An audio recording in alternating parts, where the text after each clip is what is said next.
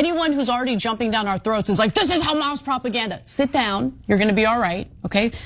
According to a recently released report from the UN, a preliminary aerial assessment of structural damage in Gaza, 45% of the homes in Gaza have been destroyed or damaged. Were Hamas militants operating in every one of those buildings that were destroyed by the IDF? Is that what happened?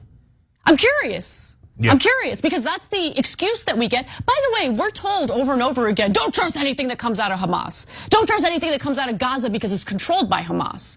Am I supposed to take every talking point coming from the IDF and the Israeli government at face value?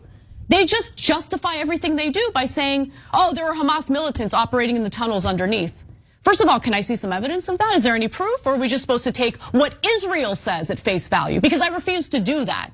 Netanyahu, in the context of that interview that we just showed you, lied incessantly. In fact, why don't I show you the next video where he makes a pretty bold claim about what Israel was willing to do for the very hospitals that have been brutalized by the IDF. Let's watch. We offered actually last night to give them enough fuel to operate the hospital, operate the incubators and so on, because we have obviously no battle with patients or with civilians at all. He's a liar.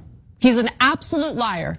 In fact, here's what the director of the hospital had to say. Not Hamas, the director of Al-Shifa Hospital. Israeli claims were lies. The 300 liters the army said had been delivered would power generators for no more than a quarter of an hour anyway, he said. So maybe they did deliver a tiny amount of fuel just to save face, just so Netanyahu can go on national television in the United States of America, which is aiding and abetting the slaughter of innocent civilians, to pretend as though he's a humanitarian. He's actually looking out for the Palestinians.